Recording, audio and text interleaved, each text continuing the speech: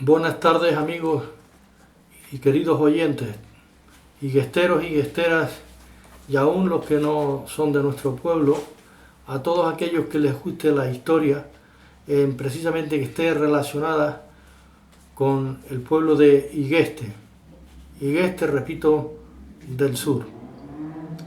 En el amplio delta de Igueste, donde se plantaba, donde se regaba, con las aguas de las galerías que ya he mencionado, que no eran muy pocas, sino muchísimas galerías con un caudal impresionante de agua. Era todo un torrente de riqueza que regaba nuestra tierra, desde la punta, dijéramos desde bajo la cuesta hasta el Pocillo Santo. Todas esas tierras eran regadas como delta precioso que parecía un verdadero jardín. Y este era agrícola, ganadero. Era cuando nos tocaba regar descalzo en las frías aguas, con el farol, con el carburo. Pues quería comentar si fue Igueste importante en cuanto a riqueza agrícola y ganadera, que las cosechas eran tan fructíferas, que era tanta la producción, que en Igueste tuvimos 8 salones para empaquetar. Y dentro de estos salones de empaquetamiento se empaquetaban los tomates, las papas, se recogía también el algodón, que iba al salón de Venancio, detrás de la plaza de la Ermita, hasta que llegaran los camiones en su día correspondiente para poder pesar, cargar o vender, porque todas estas cosas que estoy mencionando, que se trata de empaquetar, todo esto era para la exportación. También sabemos que había mucho cebollino que se cogía, pues se plantaba mucha cebolla, y después la semilla del cebollino era muy importante también como fuente de riqueza. Lo fue el tabaco, y cómo no, todos nos acordamos del algodón, que ya tantas veces he comentado. Pero cuando tengo que hablar de salones de empaquetados, ¿quién nos recuerda? Aún perdura el salón de empaquetados que está en el Fuerte, frente al bar agrícola. Allí se empaquetaban tomates y papas para su exportación. ¿Quién no se acuerda del salón donde se empaquetaba, donde Francisco Garabote García se empaquetaba tomates, papas para su exportación? Y dato muy importante, que este señor, Francisco Garabote García, tenía sus propias siglas, dijéramos FGG. Yo he visto esas pegatinas donde se les ponía después a esos cestos de empaquetamiento para ir dando a entender que era la identificación de este propietario, de este agricultor y de este empresario. Repito, FGG, Francisco Garabote García. Mencionar que este señor fue un hombre culto, que se adelantó a la época que le tocó vivir. De hecho, le gustaba mucho la fotografía. Por ahí circula una famosa fotografía donde se ve la casa de María Perico detrás de la iglesia y toda la subida de la Sabinita y parte del caserío de la Villa Arriba de Igueste, porque no sé si en algún momento he comentado que Igueste estaba dividido entre dos villas, Villa Arriba y Villa Abajo, pero que esto es un apartado aparte del cual voy a hablar explícitamente, porque todo eso lo tengo documentado, lo tengo escrito y también lo tengo memorizado, como no.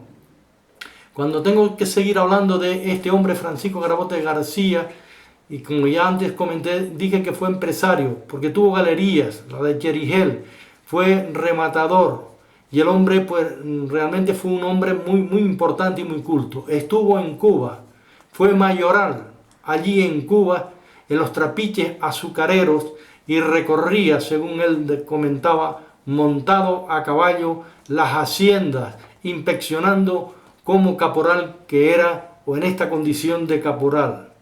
Este hombre fue presidente del Partido Republicano en su época, y verdaderamente también fue presidente del equipo de fútbol. Este hombre desarrolló una labor importante y en cuanto a Ygeste se refiere. Pero al terminar la guerra, en el año 1936, pues todo esto realmente que cambió en su totalidad.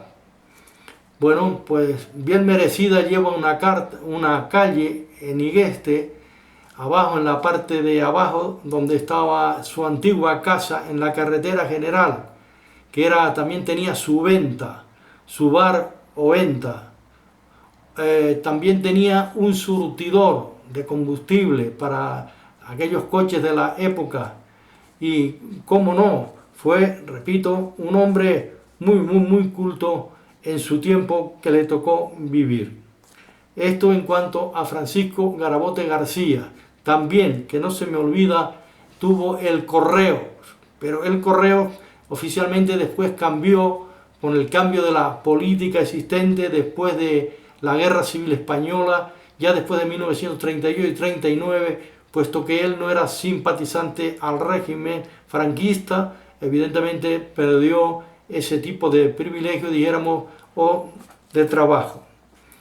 Yo estoy observando a este hombre, era un hombre aproximadamente 2 metros, con un sombrero a la antigua usanza, aludo, como si estuviera en Cuba. Y parece ser que ese espíritu lo vivía él desde el interior, porque usaba incluso botas altas hasta la rodilla.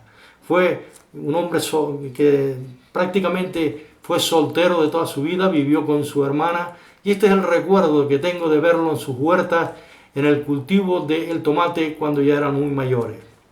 Pues bien, he hablado del salón de empaquetados de Frente Agrícola, del salón de empaquetados de Francisco Garabote García, y ahora el otro salón de empaquetados estaba muy cerca también, que pertenecía a don Domingo García del Castillo. Este hombre era primo hermano de mi abuela Matilde Cuello del Castillo. Este hombre era casado con doña Camila. Allí está su casa antigua, el Alpendre. Allí también hubo un salón de empaquetados tanto para tomates como para papas. Continuamos con ya he mencionado 3, pero ahora vamos a ir al número 4, el salón de empaquetados que estaba en casa doña Sista. Su marido se llamaba, como recuerdan, en alguna ocasión lo he comentado, don Lorenzo Barrios Núñez. Pues precisamente sobre el aljibe, su patio y casa, allí hubo un salón de empaquetados. Anteriormente perteneció a un señor de apellido Ramos de Barrancondo, pero después él tomó esa rienda, dijéramos, para los empaquetados, y de ahí pues el empaquetamiento, dijéramos, de las cosechas higuesteras también iban ahí. O sea, como vemos, se repartían, claro, bien porque eran más amigos o familiares, etcétera, etcétera, cada uno pondría sus precios, etcétera. Un poco más hacia allá, donde llamamos más allá de las 4 esquinas, con dirección para el risco de tierra, había otro salón de empaquetados, que aún perdura la estructura de él. Esta propiedad la compró posteriormente don Avelino Torres Martín, y que después se usaba o se sigue usando, según he observado cuando paso por la carretera, con fines de guardar mercancías relacionadas con el mercado, así sucesivamente. ¿Quién no se acuerda de ver ese salón de empaquetados higuestero? Después, pasando más allá, nos encontramos donde está la Cruz Colorada, ese salón donde está hoy la ferretería Pineda. Eso fue un salón de empaquetados perteneciente a los Curvelos de Arafo, aunque realmente ellos eran exportadores, pero Ygeste y sus cosecheros llevaban la mercancía para su posterior empaquetamiento y su exportación. Bien, pues seguimos más hacia el sur y a no mucha distancia, en la zona donde se llama Los Óiganos, en la carretera general, yendo para Güímar a la derecha, en la recta de la Tejinera, nos encontramos con el otro salón, que según de empaquetados, por supuesto, que según me han comentado, yo no recuerdo de ver cómo se empaquetaba, etcétera, porque no, posiblemente yo era muy pequeño, pero sí se usó como empaquetado, y la historia guestera siempre lo dice, que pertenecía a don Pablo Padrón Castillo. Este hombre también fue un hombre que se dedicó mucho al asunto de la agricultura, tenía conocimientos de este tipo de empresas, y como no, también fue un hombre que fue rematador de galerías y tuvo muchas acciones de agua, quizás uno de los más ricos, porque se movía a nivel sur y norte, y en el norte llegó a tener muchísimas acciones. De hecho, se dice que en el río Vergara llegó a tener 100 acciones de agua. Fue un hombre, un terrateniente de aquella época.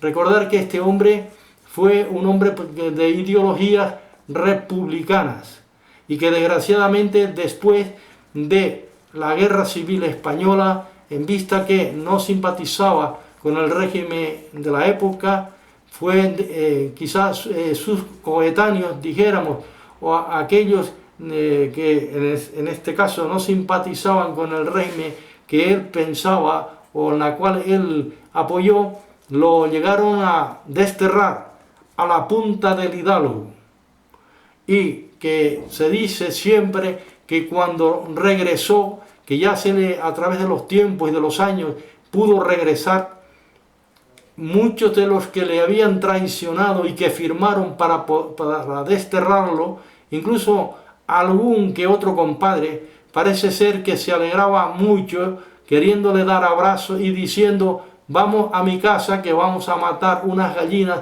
a preparar unas sopas y vamos a comer bien para celebrarlo. Pero que este hombre astutamente conocía bien el percal y dijo lo siguiente: yo me vuelvo para el destierro, carajo. Así que en este caso él sabía la tela, la clase de tela, y conocía la traición. Pero que la traición existía en aquel entonces, existe hoy y seguirá existiendo por el egoísmo humano o la forma y manera de pensar de cada uno. Pues bien, volviendo al tema de este hombre, que fue una vez hablando con un nieto de él, le dije que si todavía se podía encontrar algunos rastros de la ocupación que llevó el abuelo cara al empaquetado, y me dijo que él se recuerda ver los libros que el abuelo tenía, claro, seguramente era de los pesos, de los precios, en fin, de los movimientos que llevaba a cabo ese tipo de empresa en esos libros antiguos, pero que esos libros prácticamente después ya fueron al desuso, y que muchos pensarían, incluso la propia familia, que al no tener ese valor, pues los habrán quemado o los habrán arrojado a la basura. Pero sí es cierto que ese es su nieto. En una conversación que tuve con él, cara yo, interesado en la investigación, me comentó este asunto. Después, pasando ya a la Tejinera con dirección a Weimar, nos encontramos con el famoso salón de empaquetado, que era de don Antonio Méndez, que después, posteriormente, lo continuó su yerno, don Antonio García Pérez, y que dicho salón actualmente, creo que me parece que lo compró el Ayuntamiento de Candelaria, y que lo tienen como depósito de material y también de camiones. No estoy seguro, pero yo solamente hablo de cuando he pasado por el movimiento que he visto. Sí me acuerdo de ir al salón, porque nosotros llegamos a llevar papas allí para los empaquetados, y me acuerdo yo llegar a una temprana edad, quizás siendo un niño de 12 años, firmar alguna que otra factura relacionada, porque mi padre me enviaba allí. Bueno, quiero decir que en este caso me enviaba, y nosotros pues en pequeña escala, en proporción, cada uno llevaba pues lo que buenamente tenía. Había personas que de lleno, si es cierto, que en Igueste tenían grandes propiedades, tenían hombres asalariados, y evidentemente fue, repito, cuando era el Igueste próspero, el Igueste agrícola, el Igueste ganadero. El Igueste, cuando llegaban las siembras o los cultivos, se cultivaban en la misma orilla del mar, porque allí estaban las huertas de Garabote de este hombre mencionado, que estaban allí. Había una bomba de agua para elevación del mar y se mezclaba con la dulce en la charca de Maja. Todo eso es conocido. Y la bomba de agua estuvo no hace tantos años allí, que era como si, lo bueno hubiese sido rescatarla, dejarla como un museo, porque aquello era pues, una reliquia. Pero la vida es así, a veces porque se entiende que las cosas no tienen ese valor, pues ahora solamente recuerdo como valor histórico. El valor histórico, repito, los salones en total eran 8, pudiesen ser más. Alguna que otra casa pudiese tener un sistema de empaquetado y se lo llevaba a los otros salones, a los que eran más mayoristas, porque ahí entraba se competía de acuerdo a los precios y así sucesivamente. De eso sí me recuerdo perfectamente cuando era el Igueste agrícola ganadero. Era el Igueste cuando yo vi, y de hecho practiqué en esas labores, participé en esas labores, cuando se surcaban en esas huertas, cuando el agua llegaba al cabecero y retrocedía hacia atrás como a la torna, como si fuese una gota de nivel. Eran unos surcadores, ingenieros surcadores, diría yo, como eran arquitectos parederos, haciendo bancalamientos, haciendo tanta belleza. Yo participé en esas labores. Recuerdo también, de niño, claro, por supuesto, mientras la escuela y la ayuda a los padres, en eso todos participamos, todos aquellos higuesteros. Y eso era muy importante, fueras más pudiente económicamente o menos pudiente. Perfectamente parece que estoy viendo las cantoneras de los repartos de agua, concretamente el Maja, en el mirador de Maja. Allí llegaban los torrentes de agua para distribuirlos por las diferentes atarjeas. Y en este caso, tanto eran las galerías como el agua perteneciente de la Reina, como era de Ginabargo, como era de Chacorche, como podía ser de Cherigel, allí estaba la cantonera, parece que la estoy mirando, como era la de Araca, y como no, las refrescantes aguas del Mocán, que me acuerdo después de las luchadas, de los entrenamientos, aún lloviendo en las veras de Maja, lo que es la juventud, parece que lo estoy viviendo, nos lanzamos dentro de las cantoneras de Maja, y aquello había que tener, imagínense ustedes, lloviendo, imagínense ustedes con esas noriegas, lo que es la juventud, nos lanzamos dentro de esas cantoneras para bañarnos y ducharnos, porque realmente no había duchas en esa época, cogíamos lo más práctico. Pero nosotros, con el ardor del entrenamiento y esos cuerpos que lanzaban humo, entonces nos metíamos dentro de esas termas, pero en este caso no eran aguas termales, sino al contrario, eran muy frías. Y después ya nos secábamos con las toallas y quedábamos como nuevos. Todo esto es una vivencia, y digo que las bifurcaciones correspondientes del agua de las cantoneras, de esas distribuciones, a 50, a 75, a 100, y es así sucesivamente. Porque qué higuestero, incluso algunas mujeres ayudaban en las labores campesinas, ayudando a sus padres. A sus padres o a sus esposos, todo eso era un privilegio. Todavía hoy están muchos de los canales, desgraciadamente, como se pensó que ya no se iba a regar más, pues lo que hicieron fue destrozar completamente los canales, las cantoneras. Todavía hoy lo que podemos es hacer recordar, y hay algunos sitios donde concretamente todavía hoy se conservan. Porque cuando llegábamos a los revolcaderos para regar Añaco, cuando bajaba aquel tubo impresionante que pasa por la cueva de Añaco a salir al otro lado, o cuando bajábamos por los revolcaderos, por la Piterita, cuando se regaba por Ajoreña, cuando se regaba por las Morras, cuando se regaba por la Morra Chajacinta, por la de María del Carmen, cuando se regaba por la Capitana, el famoso canal que bajaba y que decíamos también Machos, o cuando se regaba por Lomo Alto o por la Olla al Muerto. Son tantos y tantos recuerdos higuesteros. Aún eso fue lo trazó la autopista, lo destrozó la autopista, porque todas esas partes, concretamente de la Era Molina, todo eso, es que era impresionante. Eso era lo más precioso que nosotros podemos hablarlo ahora, pero una cosa era importante, era verlo. O aquellas plataneras que ya empezaron a reemplazar al algodón y al tabaco, a todo ese tipo de cultivos en las costas higuesteras. Allá en La Calera, Y digo calera porque allí se extraía cal y se abría la cal como un antiguo cemento, que era el método, donde estaba el Tenerife Tour. Y más allá, donde llaman Guaja, los toscales de Guaja, todo era impresionante, las cuevas de Area. Repito ya, como he comentado, la Piterita ya lo comenté, Añaco, fuera Añaco, los campitos, cuánta belleza higuestero, higuestera. Después de hacer un pequeño repaso a todas estas cosas, cuando hago mención de los salones, para que las personas entiendan que si había tantos salones es porque había empaquetados, había demanda, había producción, había mucha producción en gran manera. Que no nos vengan ahora a dar lecciones de que Igueste no fue un pueblo rico, un pueblo próspero, aunque algunos nos tildaran, quizás por envidia, de otras cosas, que lo menos que Igueste siempre fue un pueblo honrado. Y voy a hablar en el futuro, voy a hablar, y quiero que cojan la copla, el por qué por envidia nos decían los cafres, por qué nos decían los turres, y explicaré el porqué y la razón.